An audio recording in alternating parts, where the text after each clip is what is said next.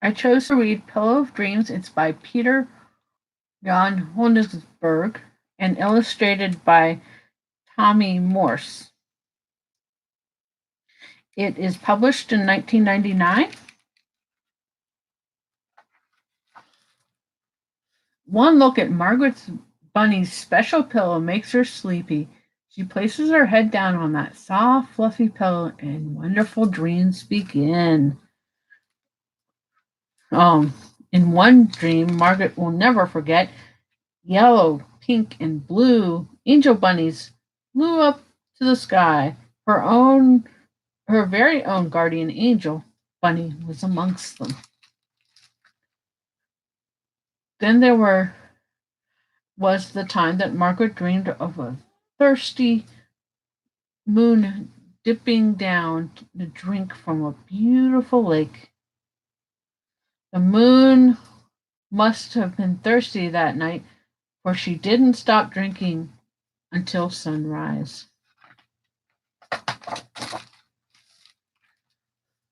When Margaret's teacher reads stories to her class about faraway lands, the rest of the class can only imagine what it would be like to visit. But with her magic pillow, Margaret sees them in her dreams. One day, when Margaret was telling her friends about one of her dreams, a neighbor named Newberry Mole overheard her. I need a pillow like that, he said to himself. That afternoon, while Margaret and her family were out, Newberry Mole burrowed into the bunny house. He ran downstairs to Margaret's room, grabbed the pillow from her bed, and raced home. Now I can dream of getting things I want, said Newberry. The first thing I want is money. Lots of it. He tosses his pillow onto the trash and puts Margaret's pillow in its place. At bedtime, Newberry says, I hope I dream of a way to become rich. Sure enough, Newberry dreams of going into a bank and snatching a big bag of money from the counter. But the police arrest him as soon as he leaves the bank. Newberry Mole wakes up from his bad dream in a cold sweat. Next time, he says, I will think of another way to get rich. That night, when the bunny family returns home, Margaret lies down and knows right away something is wrong. My pillow, she cries. Where is my pillow? Maybe it fell to the floor, says Mother, but it is not there. Maybe it is under the bed, says Father, but it is not there either. Her brothers and sisters cannot find the missing pillow of dreams. It is nowhere to be found. We all need to go to bed now, Margaret's mother says after searching and searching. It's very late, and we will look for it again in the morning. Margaret Bunny does not sleep very well that night. She misses her special pillow. Meanwhile, Newberry Mole is preparing for sleep. This time I will dream of finding a treasure, he says. Then I will be able to keep it. That night, Newberry dreams of finding buried gold and silver. He holds them out with an X marking the spot of the treasure.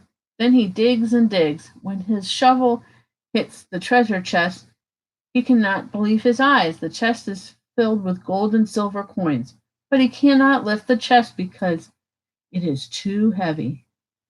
As he sits wondering what to do, a fox rolls by. Newberry quickly closes the chest. He has an idea.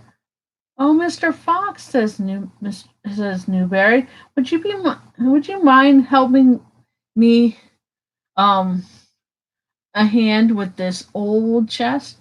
I'll give you 10 gold coins if you'll carry it to my house. Sure, answers the fox. But what is in your chest? Oh, nothing special, replies Newberry, just some old things.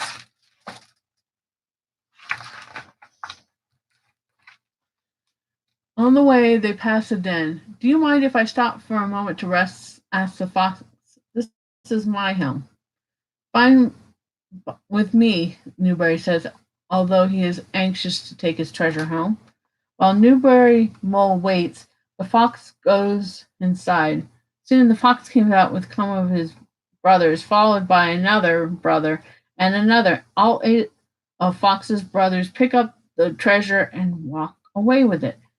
Hey, wait, that's my chest, Newberry called. Not anymore, says Fox. This bunny pill may be magic, says Newberry when he awakens from his dream, but it sure doesn't isn't doing me any good. I hope I dream of being in a castle. Sure enough, that night Newberry dreams of a beautiful castle. A castle that belongs to Mr. Beaver, but Beaver has broken his leg. He asks Newberry to take care of him. Newberry thinks this is a wonderful idea. He hopes that Beaver will give him a big reward. So Newberry waits on Beaver for weeks. When after he recovers, Beaver says, "Thank you very much," and cook the mole a delicious dinner. But he does not give Newberry any money. I've had it with this pillow, says Newberry. It is not working for me the way it worked for Margaret.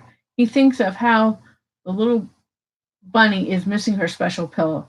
Newberry decides to return it and tell her he is very sorry. Margaret forgives Newberry, and when he returns the pillow and invites him in to stay for dessert. You have made us so happy, says Margaret's mother. Newberry, still feeling embarrassed, joins the bunny family for cake and ice cream. Margaret hugs her pillow the whole time.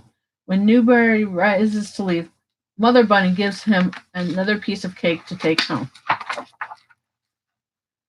That night, Newberry decides to try something new. My special dreams did not work the way I planned, even with Margaret's magic pillow. I'll just go get my own worn pillow and let my dreams be what they may. That night, Newberry Mole dreams of visiting the land of rainbows, where the sun plays in giant waterfalls. There are circular rainbows, double rainbows, and even miniature rainbows Newberry can carry in his pocket. He has great fun running and splashing in the rainbow puddles. There is no pot of gold at the end of any of these rainbows, but he does not seem to mind. Newberry Mole awakens with a big smile in his heart, for now he knows for sure the only dreams worth having are the ones that you can call your own. The end.